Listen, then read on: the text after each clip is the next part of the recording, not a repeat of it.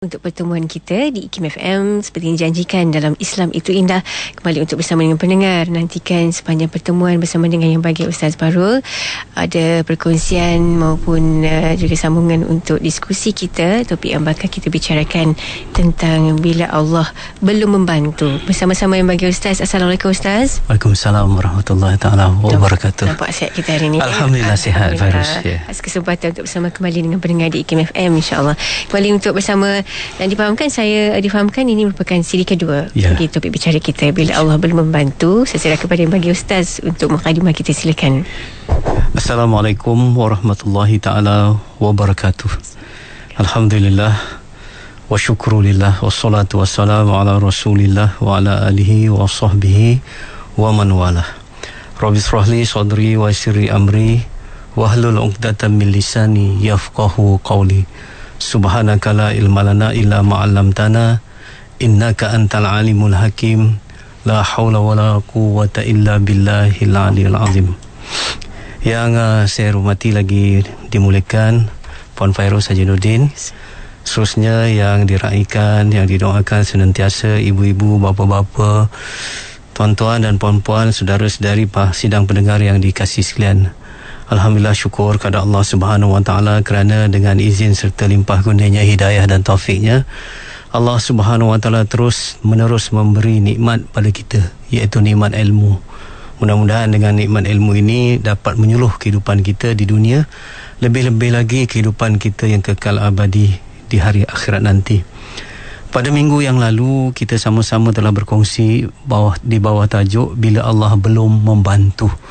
Dan insya-Allah pada pagi ini kita teruskan perkongsian kita dengan membuat satu penegasan dalam hidup kita. Hidup ini bukan soal senang atau susah, tetapi hidup ini ialah soal apakah kita mendapat bantuan daripada Allah. Subhanallah, sekiranya kita dalam keadaan senang tetapi Allah membantu kita, dan pada waktu itu kekayaan dan kesenangan kita boleh membawa kepada ketenangan, hasil kesyukuran kita. Namun sekiranya kita dalam keadaan kesusahan tetapi bila Allah membantu, Allah akan memberi kekuatan iman kepada kita, hingga dengan itu kesusahan itu bukan menyebabkan kita kecewa dan putus asa, tetapi kita akan mendapat pahala sabar yang tinggi daripada Allah Subhanahu Wa Taala. Sebab itu Fairuz, kalau kita dalam pengalaman hidup kita ini, para pendengar yang dikasihi sekalian, salah satu tanda orang yang bahagia dan tenang ini ialah senyuman. Senyuman. Kalau kita pagi-pagi kita terlibat dengan kesesakan jalan raya, tentulah kita nak senyum pada orang, dan orang yang akan membalas senyuman itu bukan ditentukan oleh kereta besar atau kereta kecil. Kadang-kadang orang yang berada dalam kereta kecil naik motor boleh senyum. Bukanlah saya kata orang yang dalam kereta besar tak senyum, tetapi bukan kereta kita yang menentukan senyum kita. Begitu juga di dalam organisasi, kadang-kadang kita bertemu dengan ramai orang dalam organisasi, dan orang yang ramah mesra ni bukan orang yang tinggi, semestinya orang yang pangkat yang tinggi. Subhanallah, kadang-kadang kita tengok jaga yang menjaga pintu masuk, tukang sapu yang menyapu di tepi itu lebih mudah mesra, mudah kita bertanya, mudah memberi senyuman. Subhanallah, kalau begitu kita boleh senyum, kita boleh bahagia, kita boleh tenang, bukanlah kerana pangkat kita, bukan ditentukan oleh kereta kita, bukan ditentukan oleh rumah kita, tetapi ditentukan oleh kualiti hati kita. Dan kualiti hati kita ini Allah Subhanahu Wa Taala yang jaga. Sebab itu bila Allah Subhanahu Wa Taala membantu, kita akan dapat kekuatan, kekayaan, kebijaksanaan dalam menghadapi apa jua keadaan dalam hidup. Artinya apabila Allah membantu, segalanya baik belaka. Yang selalu saya katakan pada minggu dulu, kalau Allah sudah membantu, all is well, insya-Allah. Al-Quran telah menceritakan, hari-hari kita tadabbur Al-Quran, kita membaca Al-Quran, bagaimana subhanallah, apabila ada bantuan, golongan sedikit dapat mengalahkan golongan yang ramai. Di sana ada ayat Quran yang menegaskan, kam min fi'atin qalilatin ghalabat fi'atan katsiratan biiznillah, wallahu ma'as sabirin. Ada dilanjutkan ayat itu, berapa banyak golongan yang sedikit dapat mengalahkan golongan yang ramai dengan izin Allah. Dengan apa? Dengan bantuan daripada Allah Subhanahu Wa Taala. Bayangkan Rasulullah sallallahu alaihi wasallam dan rasul-rasul yang ulul azmi seperti Nabi Musa, Nabi Nuh alaihi salam, Nabi Ibrahim, semuanya berdepan dengan tirani-tirani, maharaja-maharaja yang begitu besar, yang rakyatnya banyak, yang kuasanya sangat berkuasa, yang tenteranya ramai dan sebagainya. Tetapi subhanallah, rasul-rasul ulul azmi ini dapat mengalahkan, dapat menangani ancaman-ancaman, kekangan-kekangan daripada musuh-musuh Allah ni. Kerana apa? Kerana Allah sudah membantu. Cuba kita lihat kebahagiaan yang dimiliki oleh Rasulullah sallallahu alaihi wasallam bila ada Allah Subhanahu Wa Taala di hati Rasulullah. Ya, ini pengalaman Anas bin Malik, iaitu orang yang menjadi pembantu Rasulullah. Bukan sedikit tahun, 10 tahun bersama dengan Rasulullah. Hanya apabila Rasulullah wafat barulah Anas berhenti menjadi pembantu Rasulullah. 10 tahun dia menceritakan bahawa tidak pernahlah Rasulullah sallallahu alaihi wasallam itu apabila dia membuat sesuatu, Rasulullah akan protes, kata, kenapa kau buat? Ataupun apabila dia tidak melakukan sesuatu, tak pernah Rasulullah kata, kenapa engkau tak buat? Contoh, ya, subhanallah, Rasulullah tu sentiasa tersenyum, tidak ada herdikan, tidak ada marah dan sebagainya. Sekiranya, kata Anas bin Malik, berlakulah perselisihan antaraku dengan keluarganya, lantas Rasulullah memujuk dan kata, biarlah apa yang Allah kehendaki berlaku, maka berlakulah. Itu yang selalu yang kita kata, let go, let God tadi let it be, ya. Begitulah, lepaskan dalam hidup ini, ya. Subhanallah, itulah kebahagiaan yang dihadapi, yang dialami oleh Rasulullah. Bayangkan kalau siapa yang ada pembantu rumah, ya, kadang-kadang bukan 10 tahun, ya, 10 hari pun dah lari kadang-kadang, ya, 10 bulan, 10. Subhanallah. Dan kalaulah kita tak ada nanti, kalaulah ditanyakan kepada pembantu rumah bagaimana kita orangnya, subhanallah, bolehkah kita mendapat kata legasi-legasi yang baik, cerita-cerita yang baik seperti mana komentar Anas bin Malik radhiyallahu anhu terhadap diri Rasulullah sallallahu alaihi wasallam. Jadi kemudian saya dah katakan lagi pada minggu yang lepas, pertanyaan yang selalu kita kena datangkan dari hati ke hati kita sendiri, ya. Apakah hari ini, apakah minggu ini, apakah bulan ini, apakah tahun ini, apakah sepanjang hidup kita ni sudah mendapat bantuan daripada Allah? Satu pertanyaan yang mungkin jarang-jarang kita datangkan kepada hati kita, sedangkan soalan itu sangat penting. Contohnya, ketika kita bangun pagi hari ini, ketika kita memandu, ketika kita melakukan aktiviti-aktiviti pekerjaan kita, perniagaan kita dan sebagainya, apakah hari ini Allah dah bantu aku? Kita bertanya pada hati kita. Subhanallah, bila Allah membantu kita, yang mana hidup ini dikatakan ujian, nama lain kepada masalah. Selalu dikatakan kalau kita, bila ada suatu halangan dalam hidup, kita katakan masalah. Tetapi bagi Islam ada istilah yang lebih tepat, yang lebih membantu hati kita, iaitu kita ada ujian, ya. Subhanallah, mungkin apabila ada masalah tu, ujian datang, bila Allah membantu, Allah selesaikan masalah itu. Yang kata makhraja ataupun solution, jalan keluar kepada masalah-masalah kita. Ataupun masalah tu tak selesai, tapi Allah bagi yang lebih baik, itu Allah beri iman ataupun hati yang lebih wajar, yang lebih tabah untuk menghadapi masalah tu.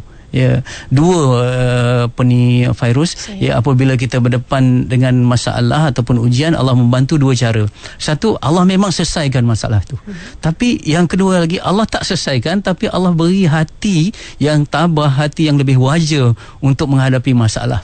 Mana yang kita hendak? Selalunya kita hendak yang kedua. Biarlah hati kita wajar, ya. Selalu dikatakan jangan bagi ikan tapi bagi joran, ya. Begitulah dalam kehidupan kita, kita hendak ni hati yang wajar. Nah, hati yang tabah, yang mana hati yang wajar dan tabah ini datang apabila talian hayat hati kita ni bersambung kepada Allah Subhanahu Wa Taala. Kemudian pada minggu yang lalu juga ada 5 perkara yang kita kena lihat apabila Allah belum membantu. Ada 5 perkara. Dan alhamdulillah pada minggu yang lepas kita dah bincangkan tentang apabila Allah tidak membantu, first thing first, perkara yang pertama dan utama, kita kena lihat hati kita. Ya, hati kita iaitu soal keikhlasan kita. Apakah yang kita buat itu, apakah tindakan kita itu didasari ataupun didorong oleh hati yang ikhlas. Saya dah katakan dulu juga, ikhlas itu bebas. Dan kebebasan itulah kekayaan, kemerdekaan, dan juga yang dikatakan bebas itulah kebahagiaan dalam hidup kita. Orang ikhlas, Fairuz dan para pendengar yang dikasihi sekalian, tidak akan tertindas. Orang bebas, ikhlas, orang yang ikhlas itu bebas, dan orang yang ikhlas itu tidak akan tertindas, kerana Allah Subhanahu Wa Taala akan membantu, memberi kekuatan pada jiwanya. Walaupun kita lihat kadang-kadang orang yang ikhlas, orang yang rapat dengan Allah Subhanahu Wa Taala ini, jasadnya terbelenggu, ya, jasadnya dikurung ataupun dipenjara, tetapi jiwanya tetap merdeka. Ya, sebab tu kita dah lihat bagaimana individu seperti Sumayyah yang saya pernah tulis liriknya lagu ini, ya, kata jasadnya milik Tuhan tetapi hatinya tetap milik Tuhan. Ya, jadi orang yang merdeka ni, hati dia tidak dikongkong, tidak dibelenggu oleh majikan dia. Kalau dia seorang isteri, dia tidak dibelenggu oleh suami dia, tidak, hatinya milik Allah saja. Jadi kalau dia taat kepada majikan, kalau dia taat kepada suami, ataupun kalau dia taat pada sesiapa pun, dalam rangka dia ketaatan dia kepada Allah. Dan waktu itu kalau ketaatan itu tidak dapat pembalasan, subhanallah, kalau kebaikan itu tidak dapat pembalasan, ialah tergoris juga, tetapi tidak terlalu tercedera. Ya, sebab tu orang kata bila kita ada iman, kita tidak mudah dilukakan. Kalau hati kita ni mudah sangat terluka, ya, mudah sangat orang kata sikit dan itu petanda kita belum ikhlas.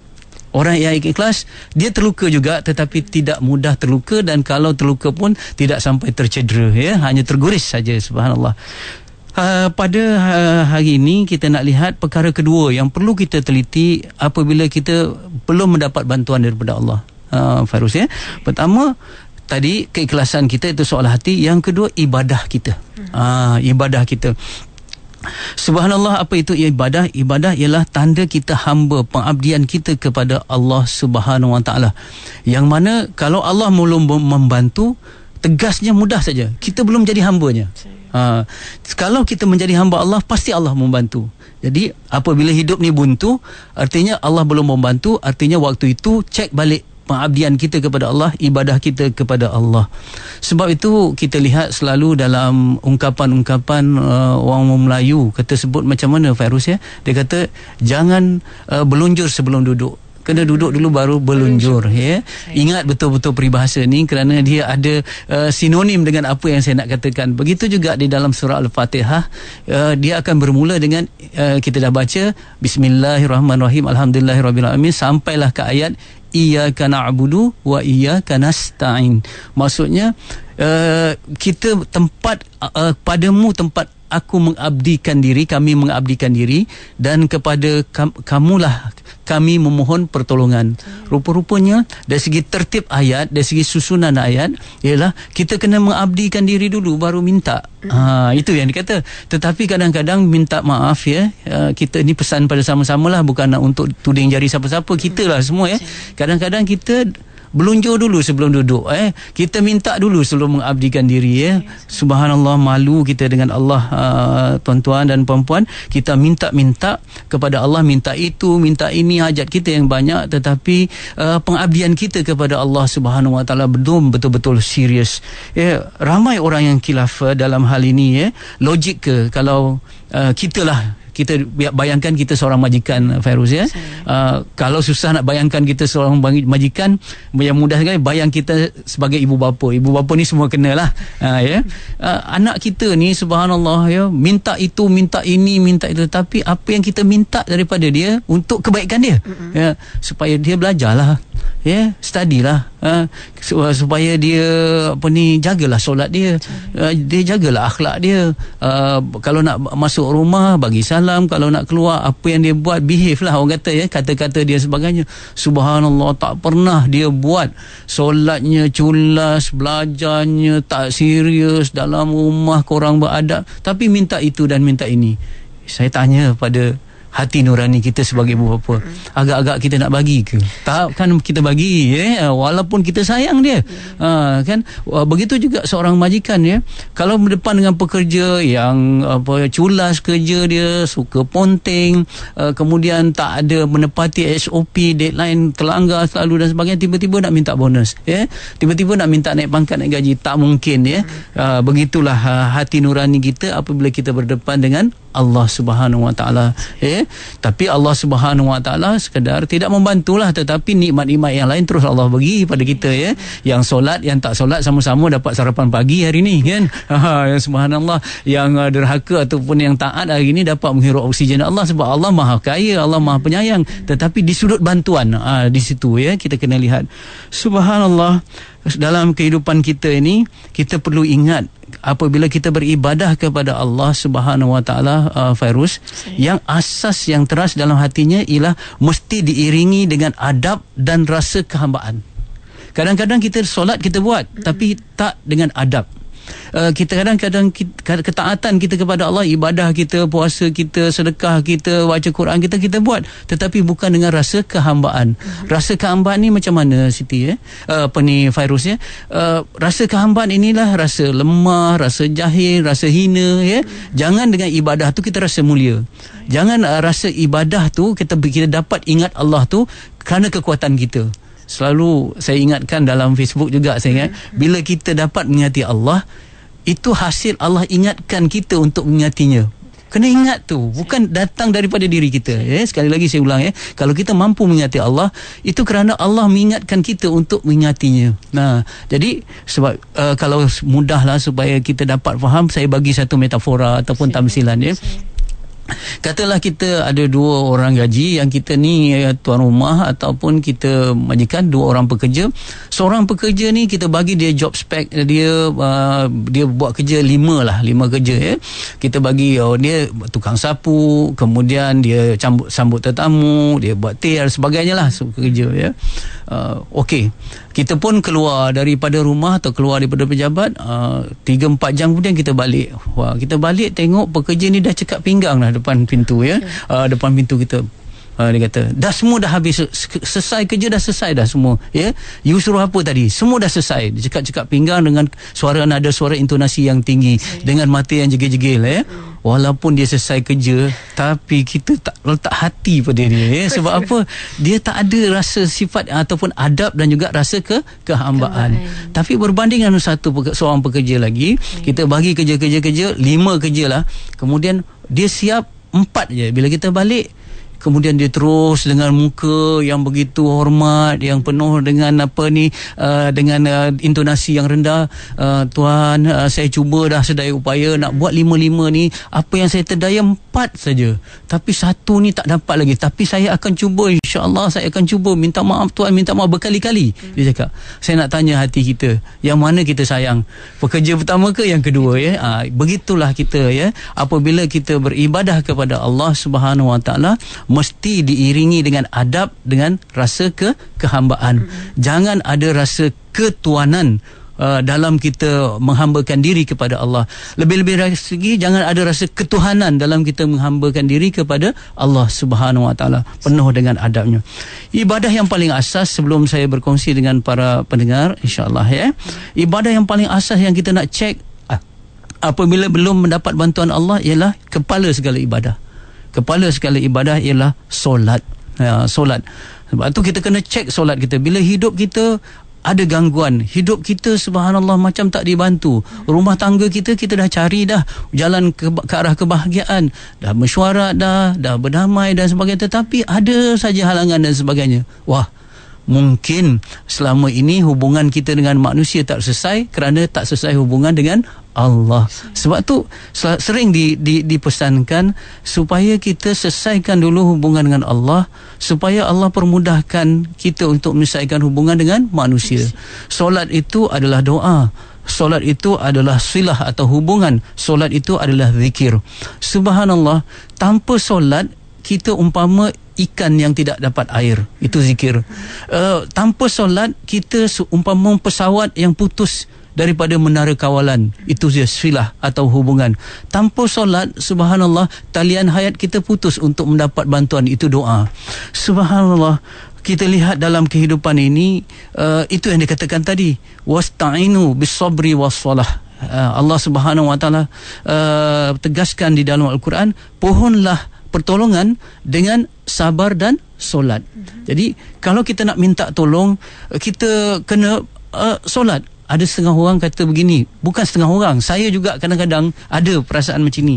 Bila hati kita resah, hati kita gelisah, ya Fairuz dan para pendengar, kadang-kadang hati kita resah, gelisah, galaunya, susahnya dan sebagainya. Waktu itu orang kata solatlah 2 rakaat supaya dapat bantuan dan sebagainya. Macam mana nak solat, hati saya susah. Macam mana nak solat, hati saya tengah tercelaru ni, tengah hewaya, orang kata tengah kacau bilau. Tiba-tiba you suruh solat. Kalaulah ada orang kata begitu, pesan pada hati dia, pada kita semua, ya, macamlah orang kata bila dia sakit, orang kata makanlah ubat. Dia kata, macam mana saya nak makan ubat, saya sakit. Macam itulah keadaannya, ya. Kalau orang kata saya tak boleh solat sebab saya susah hati, macamlah you kata you tak boleh makan ubat kerana you sakit. Sedangkan solat itu ataupun itulah ubat untuk kita mengubat kerisauan kita. Subhanallah tadi, ya.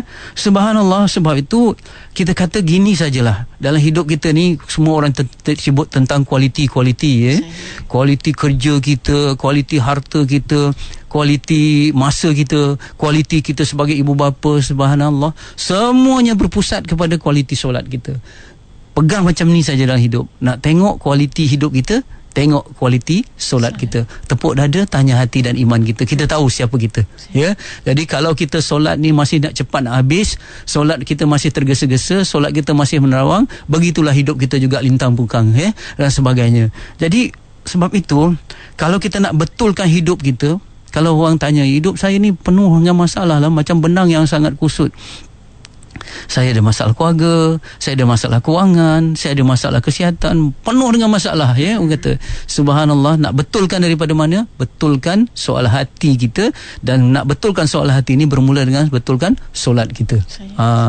Yang lain tu memanglah masih tak betul lagi, tapi bila kita betulkan solat, dia ada orang kata chain reaction, chain reaction tu tindak balas berantai, kesan berantai, yang mana bila kita betulkan solat, insya-Allah perhubungan kita dengan manusia betul. Bila perhubungan kita dengan manusia betul, insya-Allah hati kita tenang, insya-Allah kesihatan kita akan bertambah. Bila kesihatan kita akan betul, kemudian nanti kita kerja kita pun cantik, kerana kerjaya kita okey. Bila kerjaya kita okey, nanti keuangan kita pun okey. Subhanallah, dia bermula dari betulkan dengan Allah. Sebagai akhir sebelum saya berkongsi, ya, di Malaysia sekarang kita tengok, ya, betapa kita dihimpit dengan pelbagai problem sekarang ni, ya. Dengan kos sara hidup yang tinggi, tambang ini naik, tambang ini, kita ada masalah dari sisi alam persekitaran, dengan bencana alam yang tidak dapat diramalkan. Sebenarnya ramalan cuaca selalu silap dan sebagainya. Kita tak menjangkakan dulu banjir yang begitu cepat dan begitu dahsyat, yang kita tahu dan sebagainya. Kita mengeluh, mana bantuan Allah, ya? Kenapa kita orang Islam ni tak dibantu oleh Allah Subhanahu Wa Taala? Subhanallah, cek solat kita, ya. Mengikut jangkaan ataupun perangkaan tidak rasmi, ya, melalui kata-kata, boleh nampak orang dan melalui pandangan-pandangan para cendekiawan kita, ya, mengatakan bahawa kalau nak dilihat di Malaysia ni 80% umat Islam tidak solat. 80% umat Islam tidak solat. Betapa kita sudah jauh daripada Allah. Waktu itu walaupun kita merintih, ya Allah bantulah, tetapi kita putus hubungan dengan Allah, maka waktu itu kita tidak akan dapat bantuannya lagi. Jadi ceklah solat kita, ya. Semua kita daripada pemimpin kemudian sampailah ke bawah, mari kita lihat, kalau bantuan Allah belum datang, belum bertemu, artinya solat kita masih bermasalah ataupun ibadah kita masih lagi bermasalah. Sekian waktu ini saya serahkan kepada Fairuz untuk kita insya-Allah berkongsi dengan para pendengar, insya-Allah. Saya insya-Allah nantikan untuk bersama-sama dengan pendengar usia talian kita 03-6205-1500 dan juga insya-Allah bagi teraikan sahabat-sahabat di Facebook. Sebentar saja lagi, apapun kembali untuk diskusi kita, bila Allah belum membantu dan setakat mana dapat kita bantu anda mesti kemusykilan maupun perkongsian selepas ni. Jangan ke mana-mana, terus setia bersama bersama kami. Seperti bersama di IKIM FM kembali untuk Islam Itu Indah bersama-sama dengan bagi Ustaz Baharul Muhammad Joy. Kesempatan untuk kita bicara tentang bila Allah belum membantu.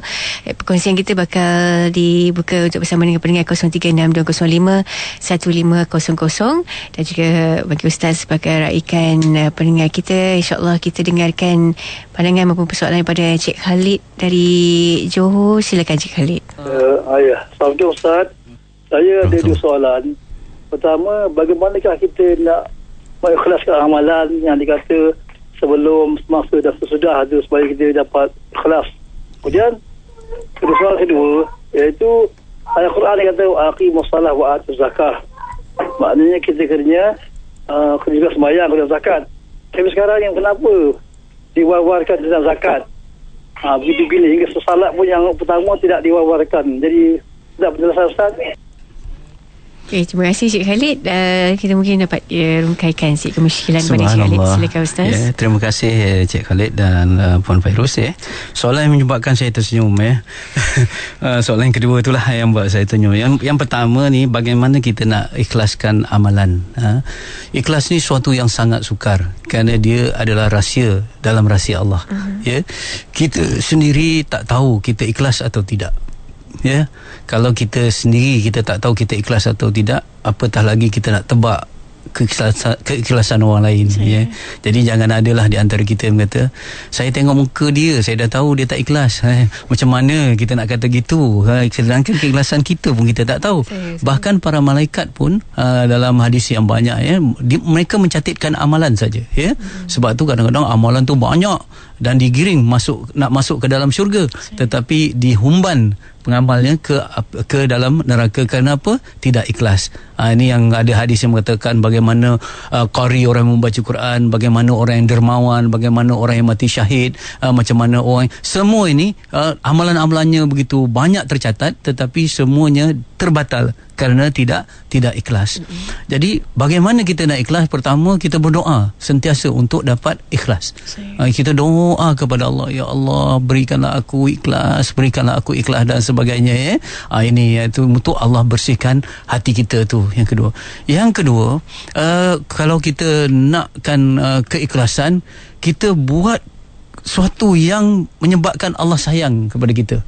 Ada hadis yang mengatakan bahawa apabila Allah sayang seseorang tu, Allah kurniakan seorang tu dengan ikhlas. Fairuz, kalau Allah bagi kita harta, Allah beri kita kuasa, belum tentu Allah sayang. Kerana harta dan kuasa Allah beri kepada orang yang Allah sayang, dan juga Allah beri kepada orang yang Allah benci. Tengok Nabi Sulaiman, Nabi Rasulullah sallallahu alaihi wasallam sendiri, Nabi Muhammad sendiri mendapat harta dan dapat kuasa. Itu Allah sayang. Tetapi Qarun dan juga Firaun, Namrud dapat harta dan kuasa juga. Jadi belum tentu kalau kita dapat harta dan kuasa Allah sayang. Tetapi kalau Allah campakkan ke dalam, kurniakan pada hati kita ikhlas, confirm Allah sayang. Jadi sebab itu dalam hidup kita ialah bagaimana kita nak dapatkan keikhlasan dengan mengusahakan sesuatu agar Allah sayang kepada kita.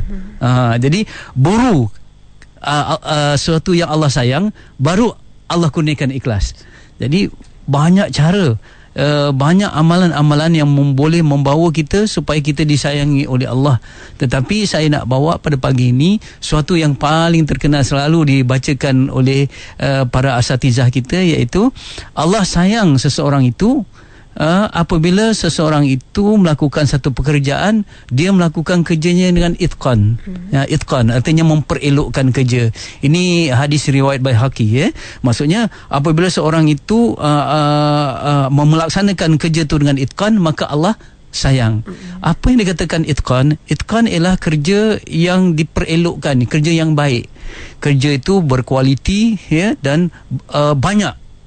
Kita tengok Subhanallah, Kalau dalam solat kita memperelokkan solat kita, ini dalam hablum minallah lah ya. Subhanallah, kita jaga rukun lahirnya, rukun fi'linya, rukun qalbinya, dengan bacaan tajwidnya, dengan bila sujud tu, bila rokok tu tepat lah seperti mana yang diajarkan dalam hukum fiqh ya solat. Itu soal lahiriahnya. Begitu juga kita jaga soal hati, rukun qalbinya ya. Bagaimana ada fokus dalam solat, bagaimana kita memahami makna bacaan solatnya, kemudian kita memahami makna rukun fi'li, apa yang dimasukkan rokok, apa yang dimasukkan yang sujud, apa yang kata duduk di antara dua sujud, lambang-lambang kehambaan, semua ada di situ. Kita faham, bukan saja amalan-amalan ini secara tersurat tetapi yang tersirat. Kerana itu simbol waktu kita rokok, waktu kita sujud, semua ada ya. Dan juga yang paling penting ialah kita ada rasa dalam solat apabila menghayati rukun qalbinya. Di sana ada kurang-kurangnya 4 rasa yang perlu ada ya. Rasa haibah, rasa hebat dengan Allah, kemudian rasa haya, rasa malu dengan Allah, rasa khauf, rasa takut dengan Allah, yang kedua, yang seterusnya rasa raja, rasa harap dengan Allah. Subhanallah, semua tu rasa-rasa tu ada dalam solat kalau kita jaga. Barulah amalan solat itu dikatakan dilaksanakan dengan itqan. Jadi kita tak tahu kita ikhlas atau tidak, itu rahsia dan rahsia Allah, itu kurniaan Allah.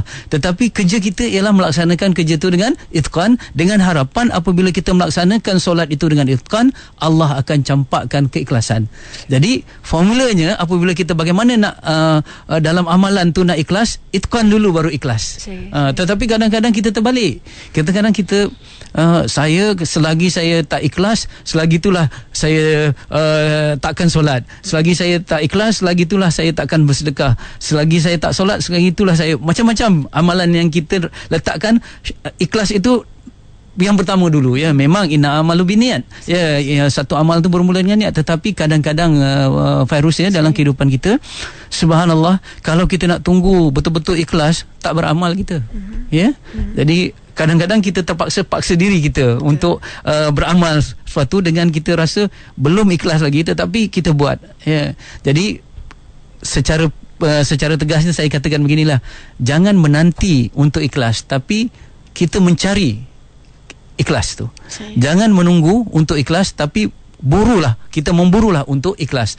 Cara kita mencari ikhlas, cara kita memburu ikhlas ialah dengan melakukan amalan, suatu amalan sama ada hablum minallah ataupun amalan tu hablum minan nas, dengan itqan, dengan memperelokkannya. Begitu. Yang kedua tentang zakat dengan solat ya. Dia dalam Quran ni kalau kita tengok dari segi tertib, alhamdulillah, kalau dia kata taat kepada Allah, nanti dia ada buat baik pada ibu bapa ya. Dia ada dua tu selalu, beriman dengan amal soleh. Selalunya dirangkumkan kedua ni sinonim ya. Lepas disebut ni, sebut ini ya. Dan solat ni selalunya dirangkumkan dengan zakat. Jadi zakat untuk membersihkan, solat untuk membersihkan hati kita, solat adalah zakat adalah untuk membersihkan harta kita, dalam arti kata nak bersihkan hati kita juga. Tetapi soalan daripada Cik Khalid daripada Johor tadi yang menyebabkan saya tersenyum ialah kenapa iklan tentang bayar zakat ni lebih diutamakan, lebih diwar-warkan daripada solat. Jadi saya tak mau ambil pendekatan yang kontroversi. Ya, insyaAllah strategi kita mengiklankan, mewar-warkan zakat tu dah baik, teruskan. Tetapi mari kita juga war-warkan kempen kita untuk tegakkan solat, insya-Allah ya. Gitu ya, mula kita buat kita supaya dengan insya-Allah selalunya orang yang solat dia zakat, tapi orang yang zakat belum tentu lagi solat. Insya-Allah. Betul Ustaz. Saya kira penjelasan daripada Ustaz tu memberi bukan sekadar untuk Cik Khalil, malah juga memberi manfaat untuk kita bersama. Dan juga kembali untuk bersama dengan pemanggil kita berikutnya, Ustaz Haji Alias daripada Shah Alam waktu ni. Silakan Haji Alias. Ya, Assalamualaikum warahmatullahi wabarakatuh. Saya Haji Alas sedikit perkongsian dalam rancangan ini, Ustaz ya. Ya, silakan. Jadi ada satu cerita yang selalu kita dengar lah, apabila seorang sahabat Nabi membaca doa iftitah, inna solati wa nusuki wa mahyaya wa mamati lillahi rabbil alamin. Nabi melihat langit terbuka masa tu. Jadi di sini kita mengambil lah sedikit daripada tajuk yang kita bicarakan ni lah, apabila Allah Ta'ala memberi bantuan kepada kita. Jadi saya sebagai insan yang biasa saya amalkan, Ustaz, ya. Jadi saya apabila sesuatu perkara yang terjadi, saya akan mengingatkan perkara inilah seolah-olah satu janji, satu sumpah, satu bai'ah kita kepada Allah Ta'ala untuk mendapatkan pertolongan daripada Allah Ta'ala, iaitu segala amal ibadatku, segala amal salatku, perbuatanku adalah hidup dan mati itu untuk Allah Ta'ala. Jadi saya rasa daripada sini kita dapatlah meningkatkan kefahaman atau meningkatkan keyakinan kita kepada Allah Ta'ala. Itu saja. Assalamualaikum. Assalamualaikum. Terima kasih Haji Ilyas. Silakan Ustaz sikit komen dan sebagainya. Ya, kita lihat, saya nampak di sudut yang lain yang saya rasa bukan berbeza, tetapi kita lihat di sudut yang lain, doa iftitah yang dibacakan oleh para sahabat, dan kelihatan langit terbuka mengikut Haji Ilyas tadi. Kita baca iftitah juga, tetapi kadang-kadang kesannya, impak dia berbeza. Contoh dalam doa iftitah, satu lagi dengan zikir Siti Fatimah ni, pernah kita tengok dia punya asal usul zikir ini ialah apabila Siti Fatimah binti Rasulullah, iaitu penghulu wanita syurga ni, jumpa ayahnya minta bantuan pembantu rumah. Tapi Rasulullah SAW tidak memberikannya, sebaliknya memberi sesuatu yang lebih baik, kata Rasulullah, iaitu ucapan Subhanallah 33 kali, Alhamdulillah 33 kali, dan Allahu Akbar kata 33 kali juga. Ini yang dikatakan zikir Siti Fatimah. Jadi Siti Fatimah pun kembali mengamalkan zikir itu, kemudian pulang kembali balik kepada Rasulullah keesokan harinya.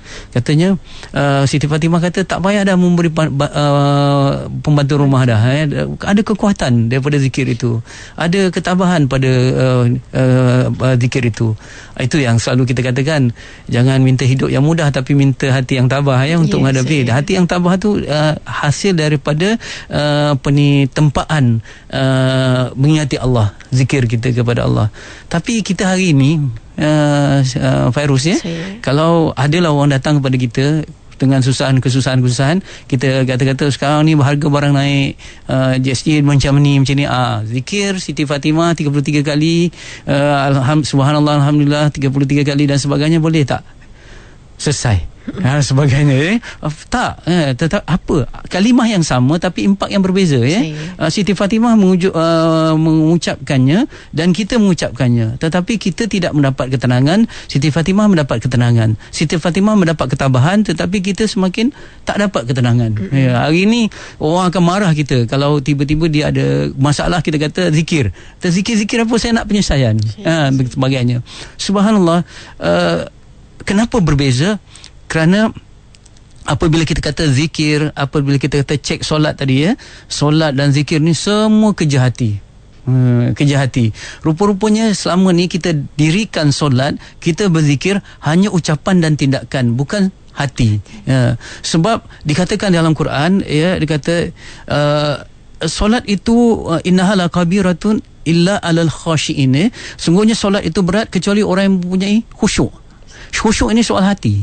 Jadi rupanya solat ini walaupun dia ada rukun fi'li, rukun qauli, kerja tangan, kaki, kemudian ucapan dan sebagainya, tetapi solat ini beratnya bukan pada tangan, beratnya bukan pada tenaga, kaki, bukan soal tenaga, kerana tenaga tak ambil banyak untuk solat, bukan soal masa, kerana masa untuk solat tak sampai 10 minit dan sebagainya, tetapi yang beratnya ialah soal hati. Jadi hati kita tidak solat, hati kita tidak rasa malu, rasa mengharap, rasa redha dengan Allah Subhanahu Wa Taala. Ucapan kita, misal kata doa iftitah kita, ucapan yang kosong. Itu ucapan aku janji, ikrar tu, inna solati wa nusuki wa mahyaya, itu semua adalah aku janji kita kepada Allah. Setiap kita solat, kita memperbaharui aku janji kita kepada Allah. Tetapi mulut saja yang bercakap.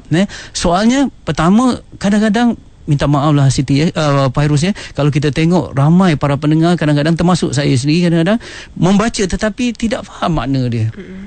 Membaca faham makna tetapi tak faham tafsirannya dan sebagainya. Apa yang dimaksudkan dengan hidupku, matiku dan sebagainya. Hidup kita, misal kata, bukan hidup kita sahaja, tetapi way of life kita. makan minum kita, pekerjaan kita, sistem perundangan kita, sistem perhiburan kita, apa saja yang kita lakukan itu semua kerana Allah. Apakah sistem Allah sudah diterima? Contoh, itu yang dimaksud inna solati, dan sebagainya. Subhanallah, orang yang menyusun hidupnya dengan sistem yang ditunjukkan oleh Allah, dengan syariat dan peraturan yang ditunjukkan Allah, itulah maksudnya inna solati wa nusuki wa mahyaya, kehidupan demi kehidupan, semuanya kerana Allah, Mana mungkin kita menyebutkan semua itu, tetapi minta maaf, hanya kepala kita saja yang tunduk, tetapi sistem hidup kita yang kita susun dalam kehidupan kita tak tunduk. Maksud itu, subhanallah, mana mungkin langit akan terbuka, mana mungkin ucapan subhanallah, alhamdulillah, Allahu akbar tu memberi ketenangan, ketabahan seperti mana milik hati Siti Fatimah dibandingkan dengan kita, sebagainya, semuanya kosong, sebagainya. Terima kasih Ustaz, dan ada kesempatan untuk raikan pendengar-pendengar kita waktu ni mendai talian 0362051500. Ada kesempatan untuk kita raikan soalan daripada Kak Mah, orang Kota Baru ni. Silakan Kak Mah. Saya nak khabar dengan masa ni, dengan anaknya, dengan masalah anak ni. Saya nak khabar macam mana. Saya ni sekarang ni orang rasa kata jadi macam serabut buruk sangat mikir atau dari saya ni dia temening seorang kita temening jadi mana serabut sangat lah. Saya dalam keadaan resah gelisah Ustaz. Alhamdulillah, Ustaz. Alhamdulillah. Artinya walaupun dalam keadaan serabut dan sebagainya masih dengar Radio Aikim. Itu menunjukkan hidayah daripada Allah untuk mendengar kebaikan. Bukan Radio Aikim, tapi kebaikan ilmu yang dibawa sebagainya. Kalau kita masih lagi bersama Aikim, kita masih lagi bersama ayat-ayat Quran yang dikemandangkan, doa-doa yang sering kita dengar daripada Radio Aikim, kemudian kita dengar lagi nasyid-nasyid yang di sana ada unsur tarbiyah dan sebagainya. Subhanallah, artinya hati kita masih dekat dengan kebaikan, cuma serabut tu, kata serabut dan sebagainya. Baik, seperti mana kita katakan tadi, ibu yang kalau dalam Kelantan, bahasa Kelantannya, kalau kecek Kelantan ni kucalana lah. Dia kata kucalana ni hancur debur dan sebagainya. Seperti mana saya katakan tadi, apa pun daripada mana kita nak perbaiki dengan solat ibu lah, solat ibu tadi, ibu yang risau tentang anak-anak, risau segala dan sebagainya. Kita kadang-kadang dah fokus dah pada anak tu, tak selesai-selesai juga, sebab kadang-kadang kita nak selesaikan satu masalah dengan diri kita yang bermasalah. Kita nak selesaikan satu masalah dengan satu masalah juga, dan sebagainya. Kita tak ada panduan. Ada setengah orang kata tolonglah baca buku-buku motivasi ni, baca buku-buku tentang ilmu ni, ambil. Subhanallah, kadang-kadang tak ada masa nak baca dan sebagainya. Kadang-kadang masa kita kadang-kadang begitu sibuk dengan tadilah, dengan perkara-perkara. Tapi jangan sibuk sehingga kita tidak dapat tumpukan kepada solat kita.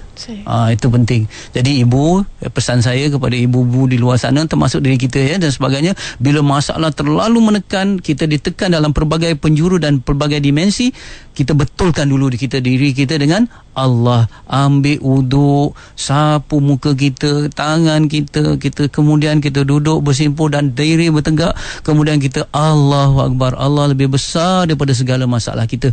Serahkan kepada Allah, belajar begitu-gitu. InsyaAllah, walaupun nampaknya macam solat ni macam mudah saja dan sebagainya, buat dulu, insya-Allah akan nampak cahaya nanti, daripada insya-Allah solat. Allah tidak akan mengecewakan kita dalam solat. Sebab apa? Rasulullah sallallahu alaihi wasallam diberitakan dalam Hayatus Sahabah, ketika Rasulullah berkenderaan, tiba-tiba dikhabarkan satu musibah yang berlaku pada keluarganya, kepada sahabatnya dan sebagainya. Rasulullah yang hebat itu pun turun daripada kenderaan dan solat 2 rakaat. Yang dikata arihna bis solah, kita rehat dengan solat kita. Kita rehat dengan solat kita. Jadi berehatlah dulu, berehatlah dulu dengan solat, dan apabila kita berehat dengan solat, Allah akan bagi kekuatan. Daripada kekuatan itu barulah kita dapat menyelesaikan masalah. Mudah-mudahan insya-Allah. Insya-Allah. Untuk perkongsian kita bersama. Ada kesempatan ni, pertemuan kita dah hampir berakhir. Sikit lagi daripada Ustaz, mungkin kesimpulan untuk bicara kita. Silakan Ustaz. Saya berpesan pada diri saya selalunya, apabila kita nak dapat bantuan Allah, kita kena cek ibadah kita, dan cek ibadah yang utama yang kita kena teliti ialah solat kita. Tetapi ada juga pertanyaan sebagai akhir ni, ada kata dah solat dah, tetapi tak selesai lagi masalah. Dah solat dah, tetapi masih lagi serabut. Kena cek 3 perkara. Pertama, mungkin niat kita solat tu bukan kerana Allah Subhanahu Wa Taala, ya. Tolong ya, kita niat kita solat untuk akrab dengan Allah, bukan untuk mendapat semata-mata dapat rezeki, dapat bantuan dan sebagainya. Akrab dengan Allah dulu, nak takarrub ilallah. Bila takarrub ilallah itu niat kita dalam solat, insya-Allah rezeki, pertolongan nanti Allah akan bantu. Kena nilai pemberi hadiah tu lebih tinggi daripada hadiahnya. Itu satu ya. Niat kita kerana pemberi hadiah, bukan kerana hadiah. Itu satu. Yang kedua, betulkan kaifiat. Tadi betulkan niat, ini kaifiat. Kaifiat ni apa? Prosedur kita ataupun ilmu kita tentang solat, tentang rukun, sah batalnya dan sebagainya. Tengok bagaimana wuduk kita, tengok macam mana rukun-rukun kita dan sebagainya. Kita kena cek balik ilmu tentang solat. Dan yang ketiga, kalau masih tak selesai lagi dan sebagainya, yang Rasulullah SAW pesankan, ada seorang sahabat bertanya kepada Rasulullah, ya Rasulullah, kenapa seorang sahabat ni, seorang ini, dia solat tapi terus mencuri? Dia solat tapi terus mencuri. Apa jawapan Rasulullah?